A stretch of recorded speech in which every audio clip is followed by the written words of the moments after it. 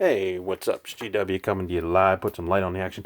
Hey, listen. I just watched a movie this morning that probably few of you ever checked out, and if you have checked it out, you'll probably never forget it. It's a 1985 Larry Cohen picture called The Stuff. Now, the first thing you got to realize is that Larry Cohen, when you start looking at him and researching him as a director, the guy loves film. He's turned out probably some of the craziest movies ever, and probably one of the more acclaimed monster movies of the 80s. That's Q the Winged Serpent. That's about a prehistoric serpent that makes a nest in the high rise or high rise buildings of New York City. I haven't seen it, but everybody refers to it, so I'm going to have to check it out at some point.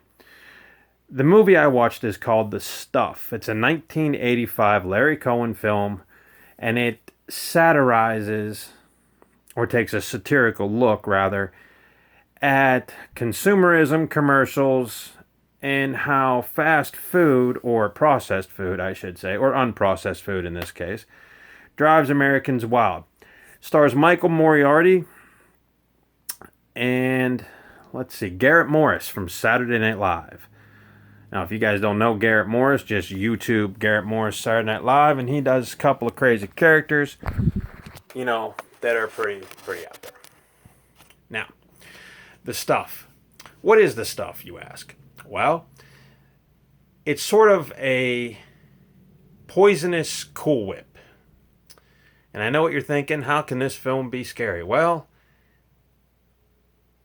tell you the truth, it was actually quite entertaining once you got past the ridiculous premise of it.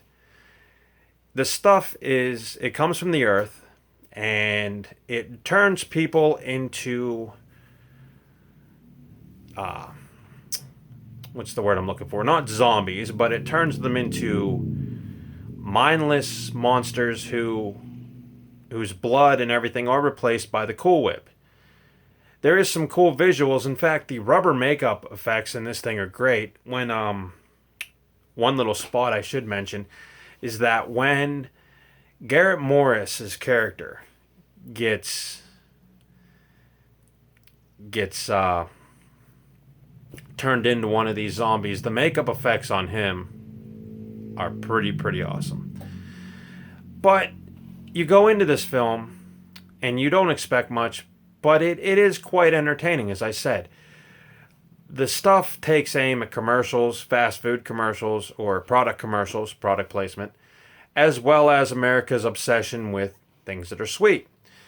Now, this picture could be compared to Halloween 3. There are a few similarities there. I'm not going to ruin them for you.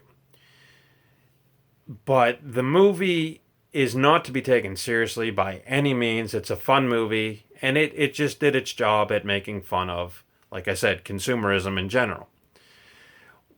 One of the coolest things that you'll notice, though, and you'll notice this after you watch the film, is that the whole movie, you're like going, okay, it sets up real slow. Like, the stuff is discovered, and in the blink of an eye, it's mass-produced all over shelves in America and possibly, North America, Alaska, Hawaii. I mean, it's everywhere, this stuff. And it takes a while for the story to really get to where it goes because of the slow pace of it, but it works. And we get the first hint that the stuff is not that great because Danny Aiello, who has a cameo in that. By the way, Danny Aiello played Jack Ruby in the movie Ruby, if you're a JFK or Assassination fan.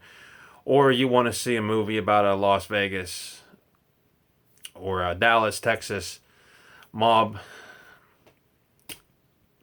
aficionado who killed Oswald, definitely look it up. The movie was slow paced, and it played also Sherilyn Fenn in that film, who was pretty awesome. But regardless of that, you can check that out on your own time. We're talking about the stuff here. This is before Jack Ruby, by the way. One of the more interesting plots, as I was saying, is that we get the first inkling that the stuff is dangerous because Danny Aiello's character Vickers has a dog. And apparently he feeds the stuff to the dog too. Well, the dog ends up attacking him and turned evil because of the stuff. And then we see a young kid who will play a central figure in the movie try to ransack a grocery store with the stuff, just destroying the stuff. And when the stuff takes control of you, it also moves around sort of like Cool Whip blown by an air hose. It's a pretty neat little special effect. But basically, it is one of the more obscure films to come from the 80s because it's a Blob wannabe is what it is without the carnage count. But the way the story's structured, it has a lot of elements of realism to it. You have a company sabotage artist going around trying to smash one company so that another company can do a buyout. In the process, he gets caught up in this whole thing of the stuff. The stuff never really hits a fast stride, but it is a cult film nonetheless. In fact, if you guys remember this film, then you'll also remember the poster with the guy like this, with blue light coming out of his eyes and mouth. Very cool. I'm sure you can look it up on IMDb and you'll check it out. It was an interesting, like I said, obscure horror picture, and it almost is a sci-fi wannabe because they never really go into how the stuff got here. They just said it's in the middle of the earth. Well, they also never explained how fast it took hold, but you do learn in the film that the FDA has never touched the stuff. They just figured it was a hot seller and it didn't need to be messed with. Therefore, it's causing panic all over the United States. So think about this. You guys go out and buy mayonnaise. Everybody loves mayonnaise, right? What happens if it's poisonous? You're not going to stop people from taking it. You're going to have a mass hype on your hands. Well, that's the same situation that the stuff is in. The only issue with that is that when they shot this movie, I know budget was an issue, and Larry Cohen, God bless him, has been making movies since he was 12, has done a really cool job of incorporating everything he wanted to seem fun in the film and do it. The problem is it's not as hyperkinetic as some of the other horror films out there, much less The Blob, which came later with Shawnee Smith and Kevin Dillon, or, had the carnage count of, say, a Friday the 13th film. Now, this film, oddly, was rated R, and the only way that I could see it being rated R was because of the rubber, sort of gooey effects, i.e., that scene I just told you about with Garrett Morris. The stuff even goes so far as, in the end of the film, to infiltrate a radio station. You have to see it.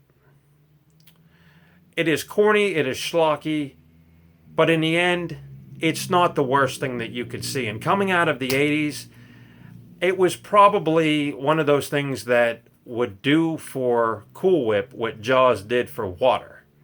I think that's where we're at. So if you get a minute, definitely look this stuff up. It's a very probably low underrated film, and it's fun. It's not to be taken too seriously, and I hope after you watch it, the next time that you stroll through an aisle full of Cool Whip, you might back up a little bit. Because who knows? They might mass market that stuff, and it could be deadly. No, I'm just kidding. Cool Whip's never deadly. But you get my point. It would cause paranoia. So that's my movie review of the stuff. Also, check out, if you guys haven't done it, check out HBO Max. The one cool thing about HBO Max is that, well, there's a lot cool with it. They just acquired Young Sheldon to stream. But it's not on your cable boxes, but if you have Armstrong Cable, you can sign in through your Xbox, and you can watch it from there or your PlayStation 4. But they do have the original Scooby-Doo, the 1969 one, the good ones. I'm not saying Scooby-Doo is bad, but to me, that was the heart of Scooby-Doo right there. They also have The Big Bang Theory. They have Friends. And I'm sure that you guys, if you guys are comic book people, you guys heard about the infamous Snyder Cut for the movie The Justice League. That's going to be coming next year, so that might be a reason to check it out. They also did say they were going to acquire 200,000 films this year, which I don't know how they're going to do, but hey, they can pull it off. Go for it. And the other cool thing about HBO Max is you can stream all the Police Academy movies. And I was just talking about that in one of my other reviews. And speaking of the Police Academy, I asked you guys, I said, whatever happened to Steve Guttenberg? Well, Steve Guttenberg was on a couple of shows. He was in Cocoon and Cocoon the Return, obviously. Another big hit from the 80s, early 90s. But he's done a lot of work for charities and things like that. And he also married a model. I didn't know that. And his counterpart, Bubba Smith, who played Hightower in those films, he's been on a few things, Married with Children and this and that. And Bobcat Goldthwait has been simply amazing. And just that whole saga. Until, like I said, they go to Moscow, or the City Under Siege one was pretty good. It was like The Naked Gun meets what's a good stupid funny movie? The Naked Gun meets Porky's. That was what they originally went for when they coined the Police Academy movies, and it was a screwball comedy. And screwball comedies were staples of the 80s. So definitely, that's worth it. They also have all the 8 Harry Potter films on there. So if you don't have them on Blu-ray or missed them in the theaters, you can check them out there. So, and it's free with Armstrong through, if you have HBO, you can now watch all that stuff extra. They also got Rick and Morty on there. Pretty great stuff. So if you're a fan of the 80s horrors, to wrap this all up, or 80s sci-fi or 80s schlocky movies, definitely check out the stuff. And I hope you don't look at Whipped Cream the same way, because it's almost the same type of stuff. So thank you, Larry Cohen, for making a B-movie that has been around. It's a cult classic. You know, and Michael Moriarty is great as the industrial saboteur artist. And like I said, the cameo with Danny Aiello is pretty good, and he really kicks off when his dog starts going crazy is when the story really kicks off. So, and also I want to shout out to my boy in Finland. You know, he's great. HD81, you rock. To all my other fans, I'm glad you watch, and I hope I can shed some light on it. Tomorrow we might actually review one of my favorite horror movies, if I can get up early enough to watch it, or if I can stay up late tonight. It's going to be called Deadbeat at Dawn. It's a James Van Weber gang fight, sort of violent opus. And the most tender scene is when the main character says goodbye to his girlfriend by throwing her in a dumpster. Trust me, you don't want to miss that review, especially if you like really intense, violent movies. This one, it was acclaimed for its real depiction of gang violence. There is a lot of violent stuff in this film. So hopefully we'll cover that tomorrow. Anyways, GW, thanks for watching. Check out the stuff.